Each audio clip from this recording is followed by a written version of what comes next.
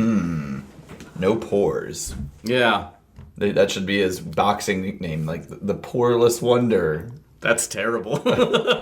All right, we can. All right, here's the minute before. Okay.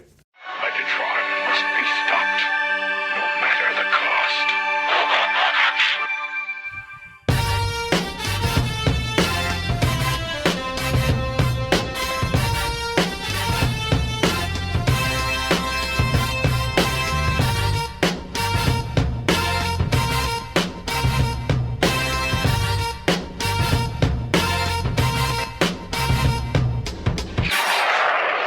Cybertron! Hello, ladies and gentlemen, and welcome to the Autopod Decepticast, your weekly podcast that delivers a minute-by-minute breakdown of the 1986 Transformers movie. This is episode 68, so we'll be covering the 1 hour, 7 minute, and 1 second to the 1 hour and 8 minute mark. This is your host, Aaron, or as many people call me, the ultimate male. Okay. Or the ultimate object of desire. And with me are Caleb and Ryan, a.k.a. the ultimate meatballs. And with that, I'm going to jump straight into round 2 of our Rocky Rundown. Wow, we're going right to it. Well, I love it. I mean, we got to do it sooner than later. Yeah, We're already 2 weeks. Eventually, we've got to talk about behind the relevance. Transformers. Yes.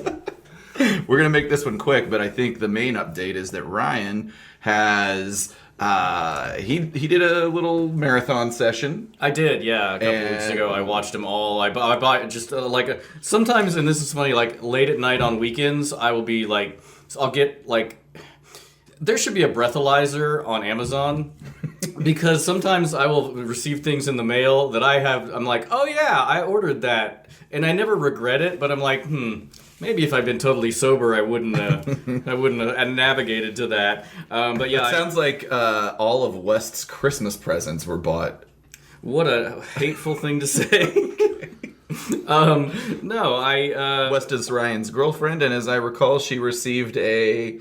come back. I saw that coming a mile away. Wait a minute. She received She must listen to the that came out, Autopod Decepticast after She dark. got that sweet ass facial. Disgusting. Christmas. No, what did you buy her, then?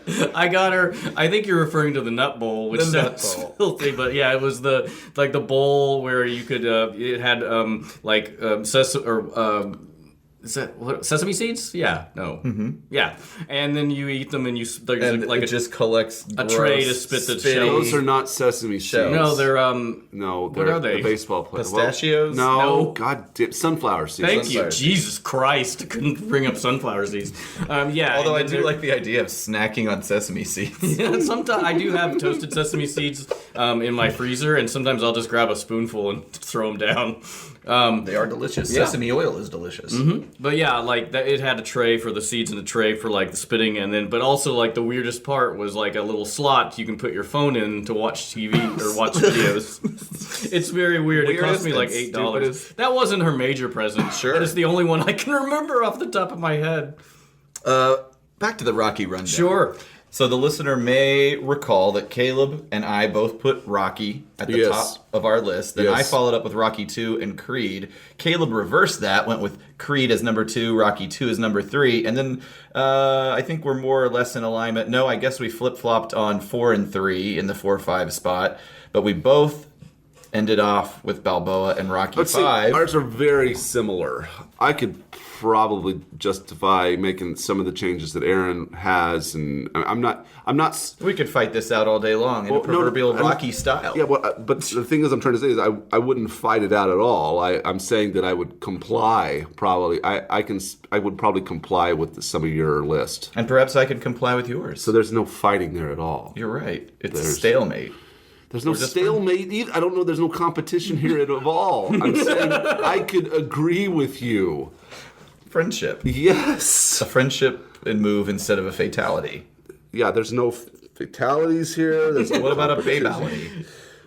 Caleb's really trying to work on this new, like, non-aggressive persona. No, there's nothing aggressive. I'm just fucking... I know. All right, so... And then I guess- Ryan, Rocky. I went crazy. He started with the art film, jumped right into the wacky films, and then went back to art, went back to commercial comeback, back to art again, and then how dismissive. we all ended with Rocky V as our least favorite film. So I don't know where the follow-up to this is. Oh, Well, I have it. it changes, and Yeah. I've got a problem with Ryan, what he With the new changed. list? Yeah.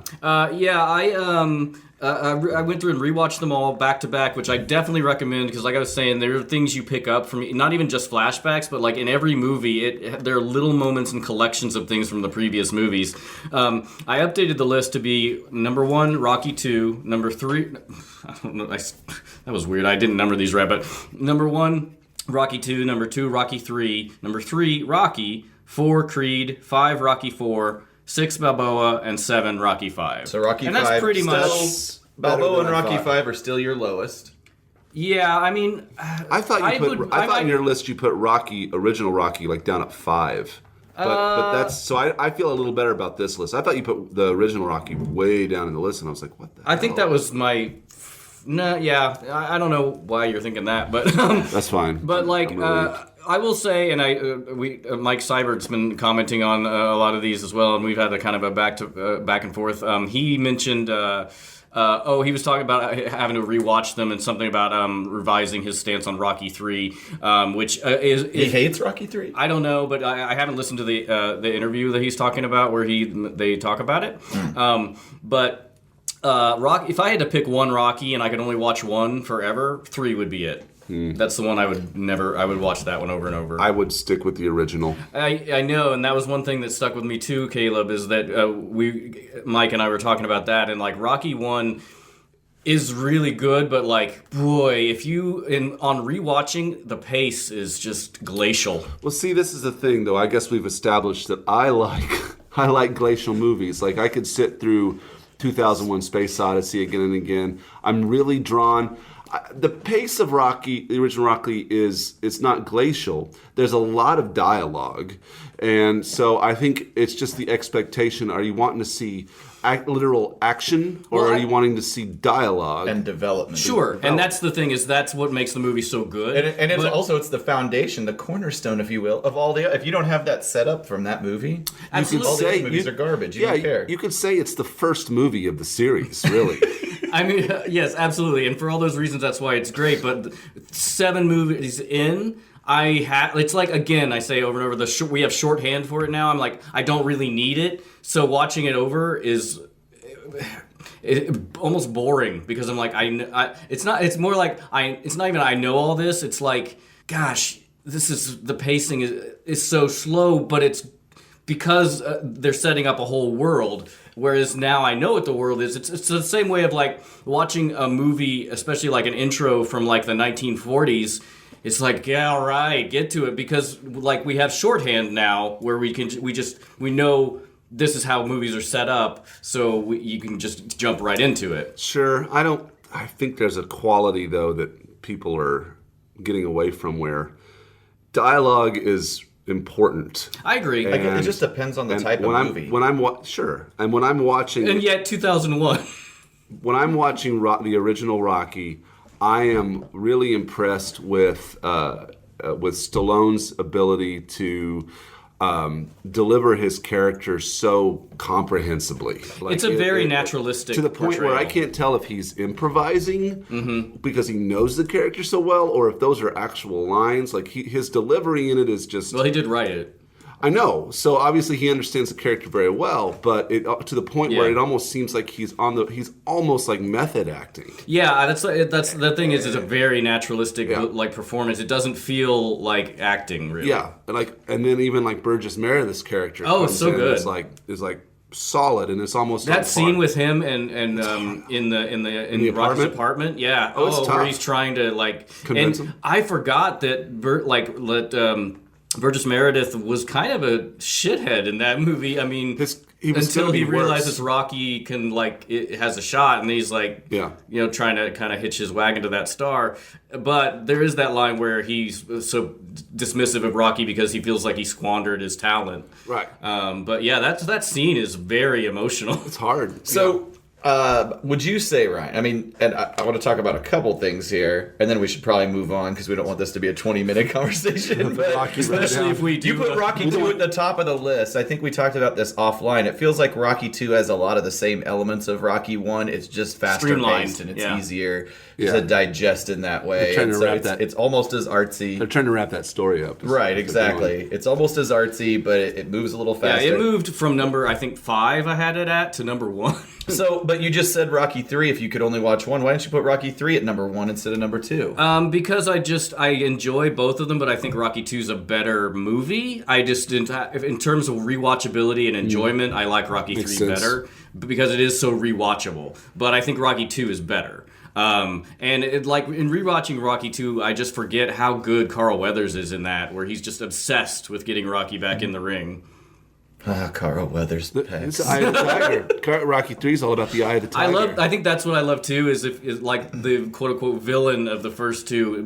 Like if you have a villain around long enough, they become a hero, like the Terminator. Sure. But yeah, I think that's what I like so much is those two together against Clubber. Yeah. Paper champion. Last episode recap. You guys might recall Ultra Magnus back to life. The Matrix gone, but there's still hope. And an objective is agreed upon. You remember what that was? Unicron. Yeah, kill him. Let's kill him. The Junkions pull their ship out of the Trash. Yeah. And it becomes an erect phallus out of the garbage. some might say. And the teams group up and board ships to head to Unicron. And Kill that's- the Grand Poobah. So yeah, right at the top of the minutes, Junkions, Autobots, they've boarded their respective ships. We hear kind of a roaring sound. The engines charge for launch. They're ultimately just kind of blowing debris all over the place. I do love this at 5 seconds in to this minute where the ships are starting to take off and there's that glowing from underneath and the trash just starts blowing out. Yeah. It's very on brand for like your sweet shuttle taking off conveyance scenes, which, like I said before, this movie is like 50% getting from A to B.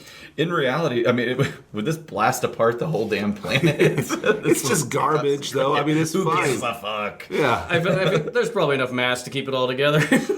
The two ships, they simultaneously leave the gravitational pull of the planet here. Notable, the Quintesson ship leaves a red-ish exhaust trail. Yeah. The Junkion ship leaves a kind of yellowish green. But at any rate, cool animation all the way. Headed up cool. to space. I love it. They're on their way, man.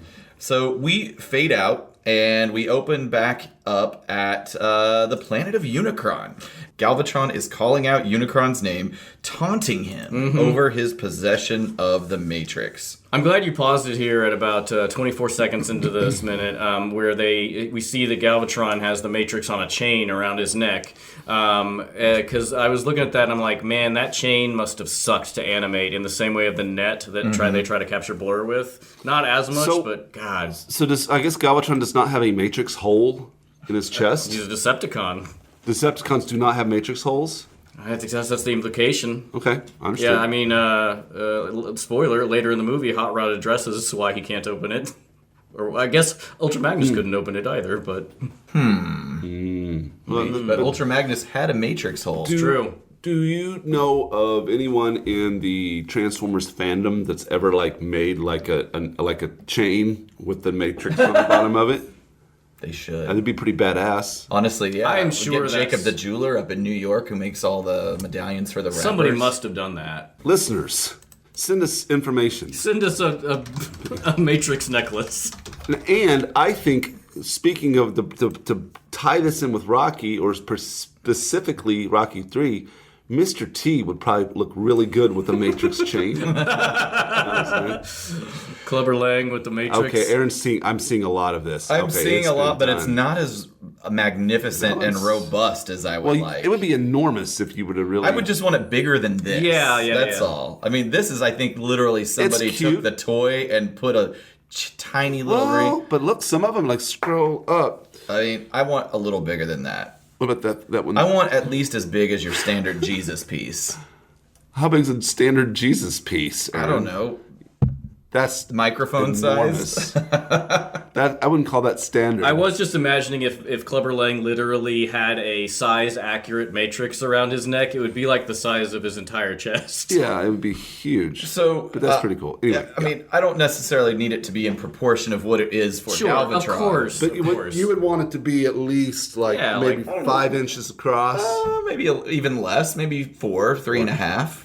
Okay, yeah. Well, we know what's happening for Christmas. Excellent work, guys. And of course, that is an accessory that comes with. What Galvatron is it that comes with? I've seen the toy. Well, there is Fans Toys. Sovereign has. I think all the third-party Galvatrons come with a matrix. That's a no-brainer. So the chain. Hard to illustrate. Damn. Yeah, exactly. Speaking of illustrations, I went back and paused it right at the 67:18 mark, and just the opening shot here of Unicron is again. This harkens back to the beginning of the movie, where some of the most beautifully illustrated moments are, and just the layers and layers of shading and just detail, it's very pretty. Line work on here are so freaking awesome, and also in this sequence leading up to.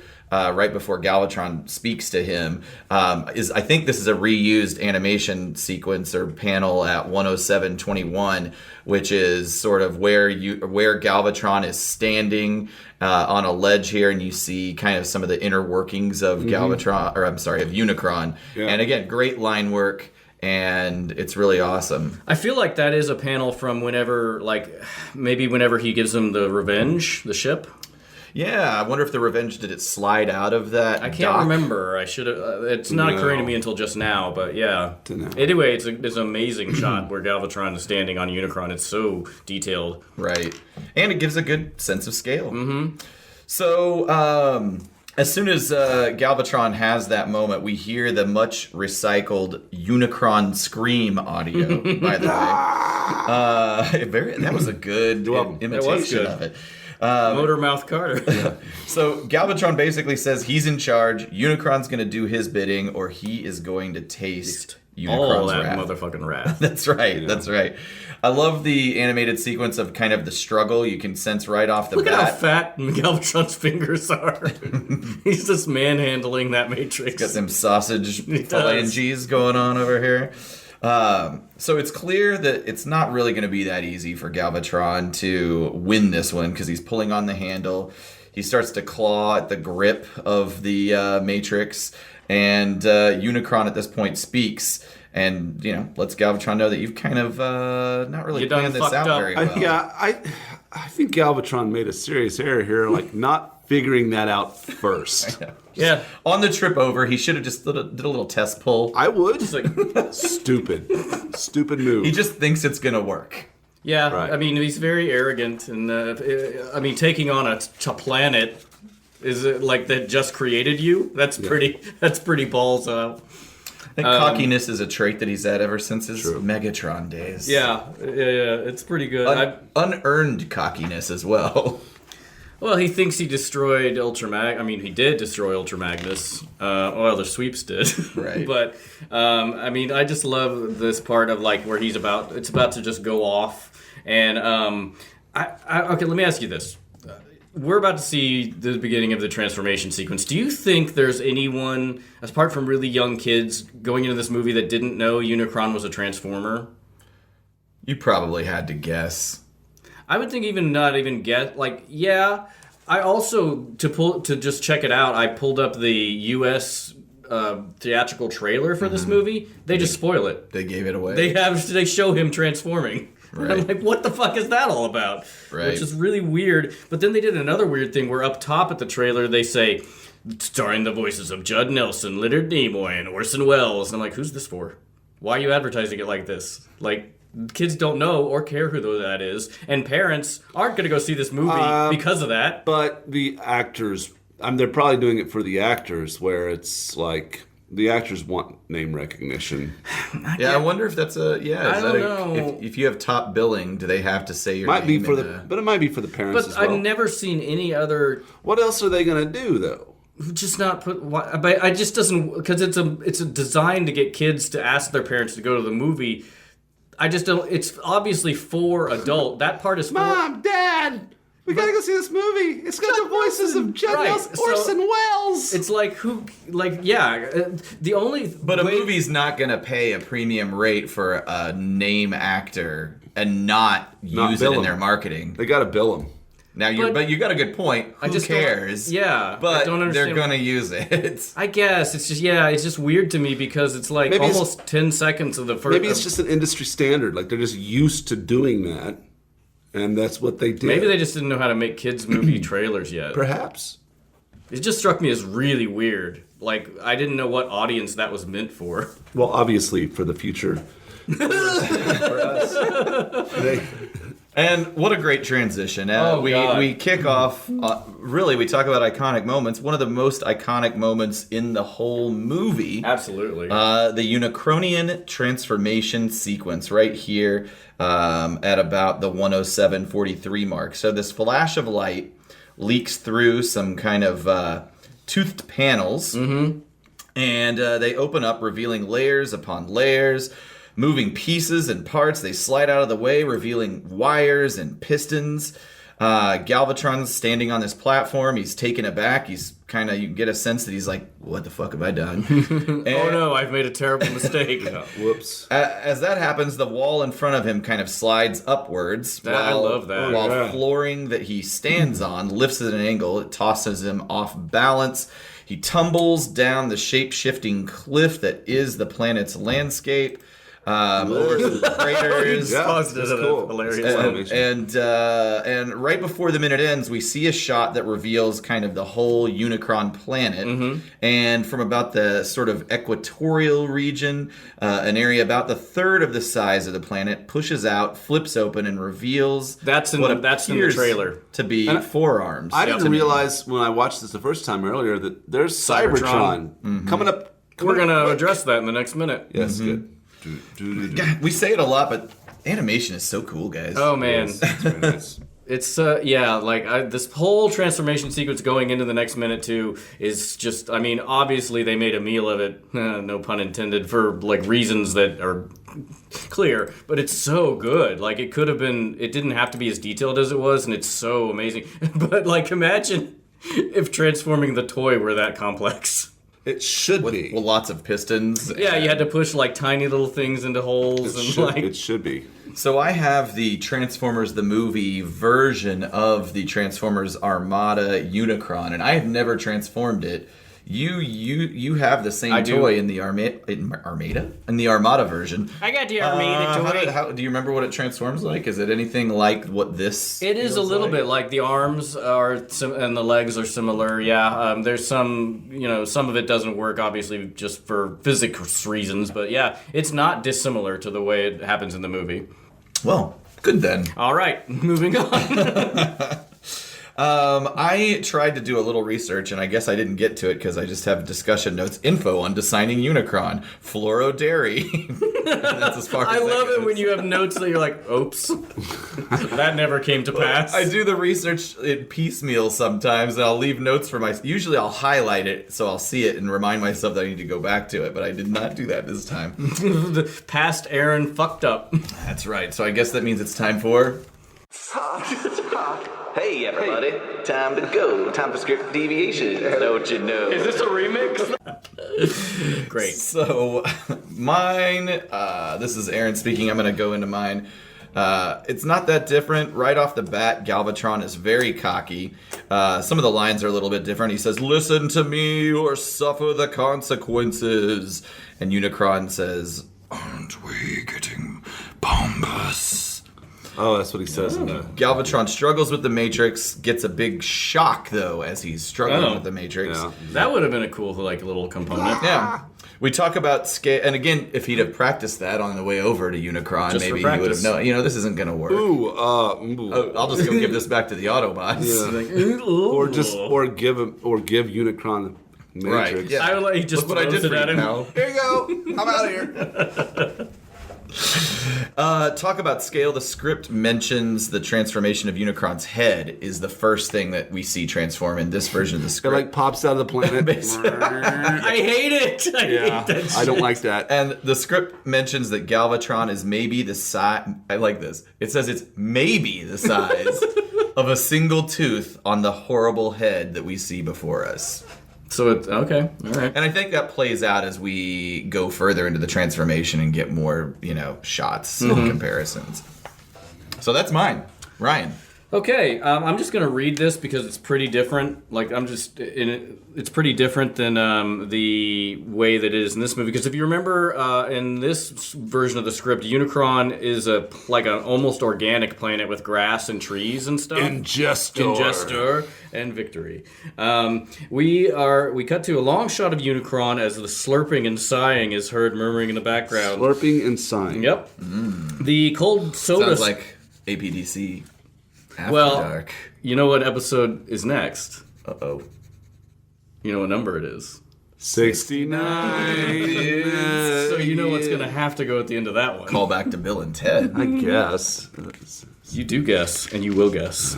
And you'll be right. The soda straw is no longer present. Galvatron flies into scene. Hear me, Ingester. I demand an audience at once. We follow Galvatron down through swirling clouds and once again lands on the hellish swaying tree trunk and grass area, which is even fatter and more ominous and shiny this time. Demand, Galvatron. You demand my attentiveness. Which is a weird line. Galvatron lands and sneakily slips a large bomb carton out and snaps it into place on the ground area and shoves grass over it to conceal it. Talking all the while, which I guess at this point we don't know that Unicron is the planet, because I'm like, wouldn't he feel that? But yeah, that's weird. It doesn't matter because it comes into play in just a second. And Galvatron says, my accomplishments have made me bold, Ingester. I have delivered vast scores of energy to you. Even the sacred moons of my home planet have served your hunger. Carton planting complete, he straightens up and parades boastfully. And now I have come to report the extermination of Autobot resistance. And Galvatron continues, therefore I now ask for it. This is not the boldest statement. Therefore I now ask for an end to our agreement. It's so much dialogue. So You love dialogue. I know, but in this one, he's not necessarily planning a devious thing. Yes, yet. he is. He planted a bomb. Oh. I really quick. Yep. I will have to say that my favorite movie of all time, The Road Warrior, has Almost very no dialogue. little dialogue. So I might have to reevaluate. But it is long and plotting. I think you It just... is. Right. I think you just like complicated movies. I don't know. I don't know how. Anyway, this is not... We don't Maybe have to so. relitigate this. Yeah, sorry. Ingester laughs, and the force of it whips the grass and tree trunks and causes lightning flashes and thunder, which rocks the surface. And he says, never. You are mine for eternity. Galvatron, sarcastically, then prepare to meet your destiny, you bloated, gluttonous planet master. Is that what he says? Yeah. Wait a minute. He Which says is not sarcasm. You bloated, gluttonous planet master. Yeah, okay. He says exactly that. All right.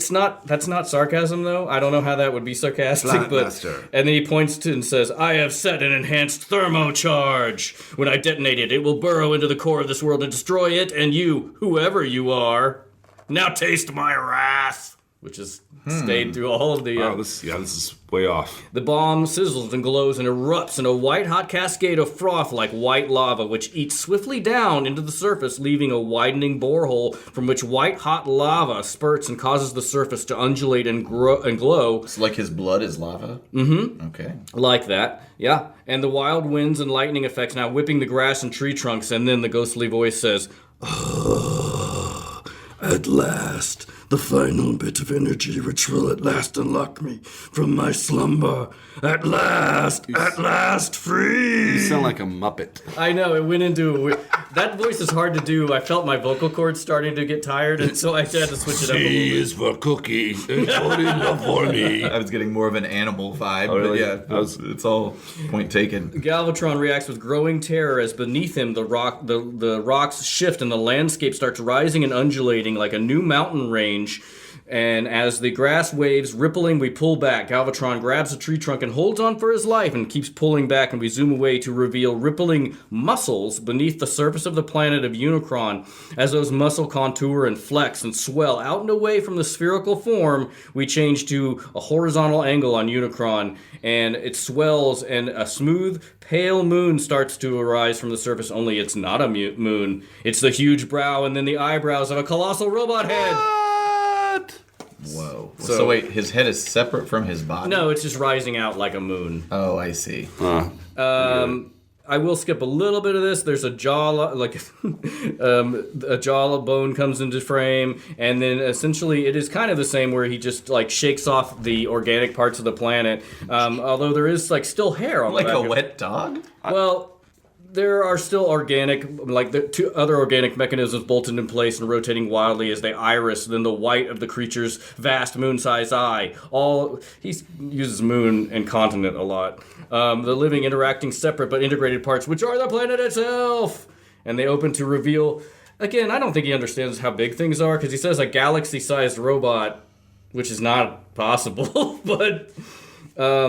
and then it recedes and bursts forth, and then a hand and a continent-sized arm following it and flexing into space. Remember continent-sized arm? That will come back next week. So he's like, I think he's using words that mean big, but he's very He needs wildly. more. He needs more Yeah, words he's than got being his. big. He's obviously got his thesaurus out. He's going. I don't think he does, because I don't think he knows how big It's a either galaxy or a moon-sized continent or is. continent-sized. Yeah. Guys, business idea. I don't Okay. know anything about the economics of comic books, You're not an economist. but we should pitch to IDW Comics. And Ryan, maybe you are the illustrator for this. I don't know why they wouldn't love a story by people who are unknown and an artist who's never done anything. Well, think it's it's not a some- story by somebody unknown. I think it would be way too Totally expensive known. and too time consuming to animate. But what about a graphic novel that is like the Friedman cut, The original of, the script. original Friedman cut Insane. of Transformers the movie? we probably have to get him and whoever owns the rights to it to sign off. I would assume that. Well, first of all, IDW owns all the licensing, so it would have to be a well, deal with them. sure. Or licensing from a comic book format. Sure. They would probably maybe have the ability. It probably is Mart or Hasbro that owns the script Right. itself. I would illustrate it in a heavy metal type of graphic novel like formatting. Like I would make it super fantasy. I think you could homage the Fluoro Dairy drawings. Yeah, Maybe. absolutely. I've actually, in my mind, I immediately thought of George Perez's pencil. Like, I love his work on the Transformers. Like, all the heavy blacks. You know what I'm talking about? No. I must be thinking of something. Oh, you're thinking of Andrew Wildman. No, maybe I'm not. You sure? Yep. I'm thinking of one where everything's very... It's like... Oh, I know exactly. I know who you're talking about. I'm blanking on it. Geoff. I don't know how to pronounce his name. Senior. That's it. Jeff Senior. Yeah. Yeah, I love his stuff. I would love to get some original art. Yeah, Jeff Senior. That's who I was thinking of. Sorry, This guy, George. I love this guy's work. Yeah, I like all the heavy blacks, and then like they're just very like dynamic. Yeah, he's great at composition. He's great at value. Like that's his. That is definitely and action. Like yeah. he is just like unparalleled. I like a lot of the artists, and I don't like a lot of the artists, but I think he's my favorite of the early. See, Transformers. I'd go for more classic. I'd go with somebody like Boris Vallejo for something like this. Here we go. Caleb name dropping someone who he knows we don't know. Oh, I see. You're going fantasy stuff. Yeah, yeah. I would go. don't like- But you have to do a painterly style Yeah, if you're going fantasy. badass because of the There's gesture. a lot of drawings Yeah, that get done here. yeah, well, you know, I like that style, but not for Transformers. I would be very intrigued to see it for this original script. It seems like in gesture would be a more See, along for the me, lines of like, this but kind I'm of also thing. thinking of like what I would want to consume. Like as a consumer, I don't want to see that. You mean in jest? Yeah, so I like if it were me buying that book, I would be very upset. To me, I think a Maybe- Fluoro Dairy-esque style What- is sort of your middle ground. I agree. What if we convinced Fluoro Dairy to illustrate for this project? Ryan's got to do it. We don't have the money for Fluoro Dairy. I'm just dreaming, okay? But wouldn't that be awesome if we got Fluoro Dairy to actually do the illustration for the original script feel of like it- Transformers? I feel like he's probably hard to work with. Everything I've read indicates that to be true. But I do love like the watercolor Oh, yeah, on it's top so of pretty. line art effect and I do like too. the psychedelic, almost like it'd be tie-dye interesting. sort of. I agree. It would Situation. be great. Like this makes me think. Like, That's This has amazing. got to be where We're looking like, at this is what. a 2014 Unicron That's illustration fucking awesome. from Transformers the movie concept art for Yeah. Fluoro Dairy. And this is very different from what we see on screen, but it lines up with kind of. I see him shaking off his organic form. Like he's more muscular. You can see like his buffness. Yeah, we got to post that because that's exactly in line with what Ryan's talking about right now. Put that out on Twitter whenever we do it. Well, actually, I'm going to save it. I've got some stuff to talk about Fluoro Dairy art, but I have it aligned with the next episode. Right. So That's the end of that minute in the script. All right, so that brings us to the point in time where we can. I am the ghost of the iconic moment. You know. I like how the ghost just interrupts me. Hello. Hey, What have you been up to, Ghost? Worked a double at Chico's the other night. right. You got a new job. Yes. And now we just made a little extra money for my annual 4th of Boo Live celebration Puns. at my house. Solid pun work. At your house, do you live by yourself? I live by myself and my pet turtles. So he's your boom mate? I have no roommates right now, but I'm looking for some to help cover the mortgage. So you bought the house. Tell me more about this turtle situation. I have 4 turtles. Oh, 4 of them. They're box turtles. Yeah. Do you want to guess their names? Is one of the? Are they based on Renaissance artists? Perhaps they are. So, let's see. Botticelli. Botticelli. Go on. There's 3 of them. You just call one of them Da Vinci. Hieronymus Booch. Okay, you went a different direction with that one. Good. Got it. Heavy on the puns with that. Some of them. And a couple And 2 others. I like the idea that you have your 3 that are named of other obscure Renaissance painters, and then you've got Raphael. Yeah. Hieronymus Booch. Botticelli. There we go. It's really just one pun over and over. Raphael. Boom. Yeah.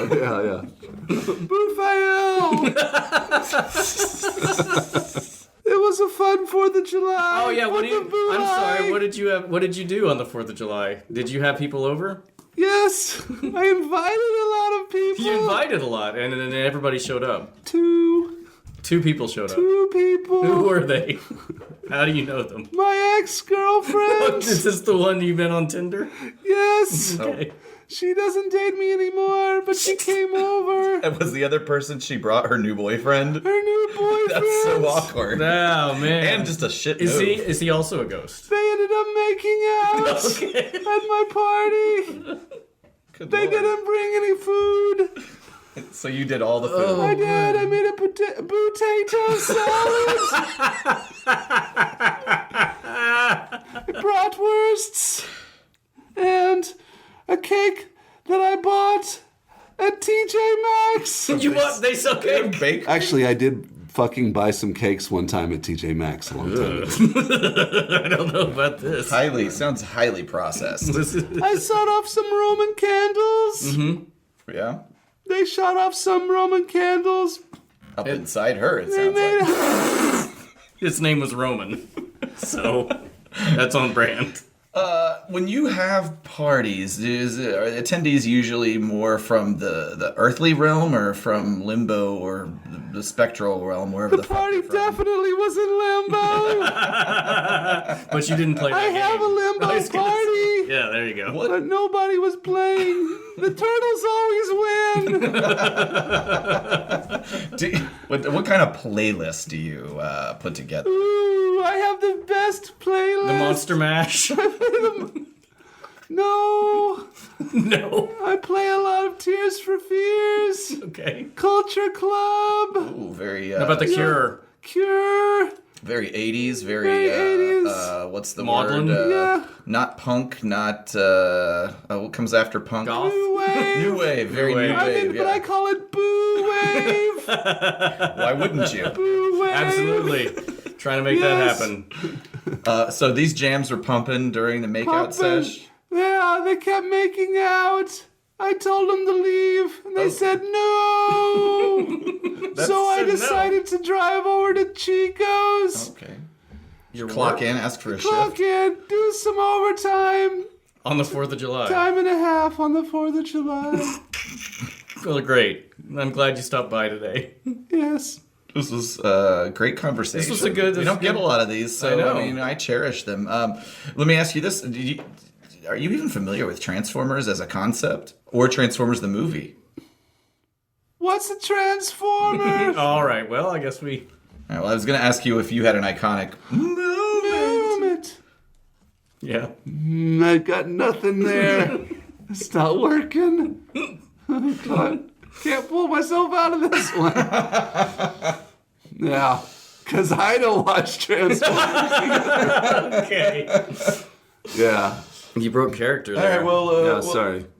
Well, thanks for coming to visit us. We're gonna do what we normally do when you show up. Okay, bye. Okay, bye. Thanks. Happy 4th of July. Yeah. I'm sad. Hashtag Bulai. Happy birthday, America! I Yeah. forgot to mention that at the top of the episode. That's true. It's our 4th of July episode. Wow, we Coming out 4 days after the 4th of July. We sure had something special for that one. Yep, planned that out. Probably our last holiday. Who's the most patriotic Transformer? I would wager it's Ultra Magnus. I was gonna say he's red, because white, he's and blue. red, white, and blue.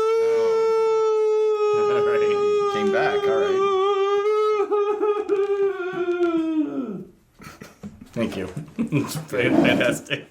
That belongs in the Transformers joke book. Our next project after the animated original script. Ryan, what was your iconic moment? I mean, I feel like it's pretty clear. The ship's blasting off. No, obviously. It tears apart that planet. Yeah. Obviously, I mean, just seeing Unicron start to transform is amazing. I feel like it might be we go into the next minute, so it might also be that in the next minute, but it's so great. That might, like, if you were to say most iconic moments of the whole movie, Absolutely. it would definitely be there. That's it, yeah. For sure. And I don't know why because this isn't really that important in the scheme of things, but the Galvatron Matrix Jesus piece to me stands out. It's in its own interesting. way. It's different, yeah. Oh, Jesus piece. What do you mean? That's just my. I think Like, are you you're talking talking about about a cross? crucifix. Yeah, They call them crucifixes. You guys aren't obviously like I connected to the world of hip hop in such a big way, but a Jesus piece. I mean, it's generally a necklace that has Jesus on it. So it's not a cross at all. Oh, it's literally the face of Jesus. So it could be a cross. It could be a crucifix. I much prefer I that. would say it's any big chain that has That's fucking a creepy as rendition shit. of Jesus on it. I didn't think you get creepier than a dude nailed to a block of wood. That one's The got face a Jesus with an definitely- arrow through his head for no Definitely did it. Jesus piece. So a Jesus piece literally is a chain though that has like the head of Jesus on it. Or a cross or a crucifix. All right. I don't like it. I think it all goes back to It's mentioned a lot in the Black Sabbath. rap community. Black Sabbath had the original Jesus pieces. Oh, did they? Google Black Sabbath crucifix chain. They were the originals. Oh, that say Black Sabbath on them? No pictures of they would no So see. upset. God damn it! What? None of this matters. But they wore crucifix chains. They were the original. Hip hop stole everything. I mean, from Black it's Sabbath. obvious. Yes, hip hop culture definitely always takes from white culture. Yeah, Yep. absolutely. Everybody Absolutely. knows it. Proven fact. I'm glad that you have made that stand, Caleb. No. I don't agree with your stand, But it's your right. But it is clear as a First Amendment, of course. The Autopod yeah, Decepticast definitely does not endorse Caleb's views necessarily. I don't agree with any of this. So No, it's fine. It's heritage, not hate. Oh God. Yep.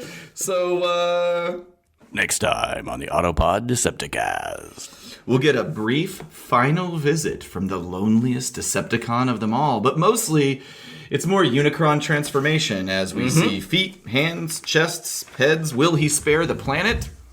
Only time will tell. Sorry. Yep, well done. All right, I guess that's it. So that's on the next episode. So listen, tell your friends to listen. iTunes, Stitcher, Google Play, tune in. Follow us on the social medias, Twitter, Facebook, and Instagram. All of them at ApodDcast. And, of course, the web presence, autopoddecepticast.com. I think we'll put some Fluorodaries up there. Yep, some Matrix necklaces. Oh, of course, Rocky. Some Rocky shit. Chico's. Chico and the Man. Yeah. All right. Well, this was a successful episode. Have a great weekend, It everybody. was an episode. Happy 4th of July. Bye, bye, Get bye. out of here. Hey.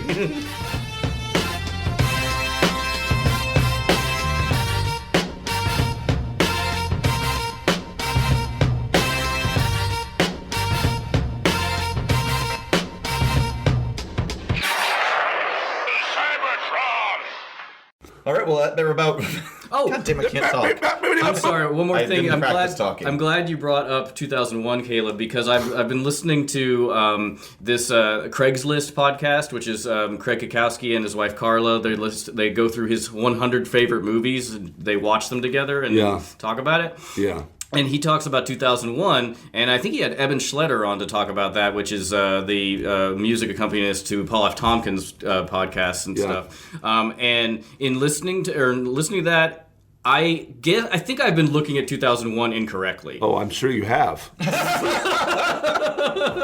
Because the way he talks about it is like, it's not really a movie. Like, if you're going into it thinking just you're going to watch this like another movie, that's really the wrong way to go into it. It's more of an experience. And, like, that's why seeing it on the big screen is so much different, because they periodically rerun it in L.A. and stuff. You have... Well, you shouldn't say you have to. It's very beneficial to watch it in at least a widescreen format. Oh, yeah. I was looking at the difference in, like, the widescreen and the pan and scan, and it looks like garbage in the pan and scan. You have to watch it in its full formatting. Yeah. And I've never seen it on a big screen. I would love to watch it. I would actually like that, too. And, like, basically the way he talks about it is he saw it when he was 9, and then again when he He was an saw it when he adult. was 9? Yeah. Wow. It was instantly his favorite movie. Wow, that's...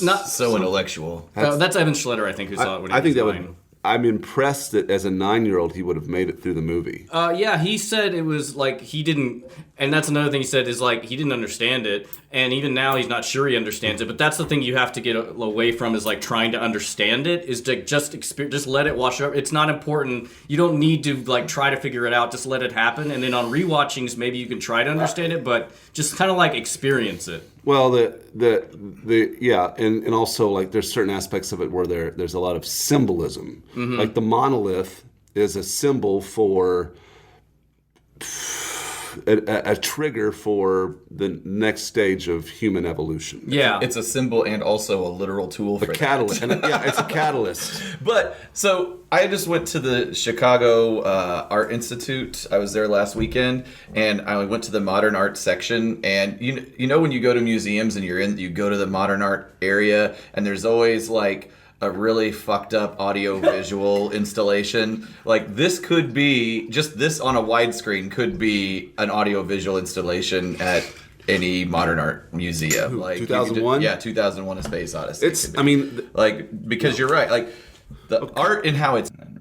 okay. Anyway, so the art and how it is framed up and just the composition of every single shot, in addition with the just alarming and disarming nature of the music, the score, Well, now you're going- everything like that. I mean, it's very...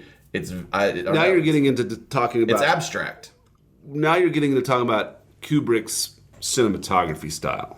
Whatever they call the layout of the picture, the framing. I'd call it compositions, I guess, or... But I wouldn't call it abstract. No, I would just say that a I smart... would say the combination of the visuals and the audio makes for a movie that, and also just the non-literal storytelling makes it abstract. I mean, yes, you are seeing things that are defined and are what they are supposed to be visually, but you don't, like, from just an overarching movie standpoint, what the fuck is this? It's like, that's what I mean by abstract. No. There's a whole... If I may I still clarify. think 2001 is not necessarily a completely abstract movie. I think that you could take key elements of it are, to me, Abstract.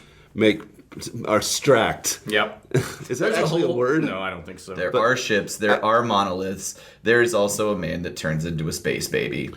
Right. The very, very end of it is heavily symbolic. I mean, he evolves to the next level of human consciousness. And how do you represent that? And how do you represent that on film? And he made a giant space baby. There's a whole fascinating story behind the music too, which we don't have time to go into. But like the whole story of how that music came to be is really like, and like Kubrick kind of did some weird shit of like with the original composer, just kind of was like had him do his thing and then just didn't tell him he wasn't putting any of that music in the movie. Anyway, it's interesting. Go listen to that episode of So welcome to the Kubrick cast, a subdivision of the Rocky cast, a subdivision of Transformers. 2001 to 2005. Oh, nice segue. All right, so Do we need to wrap up the Rocky rundown? and this was our cling cling bonk, bonk, Rocky rundown. Ryan, we'll edit that into magic. That'll be the end of that segment for the rest of the show. Brussels, where we sell good.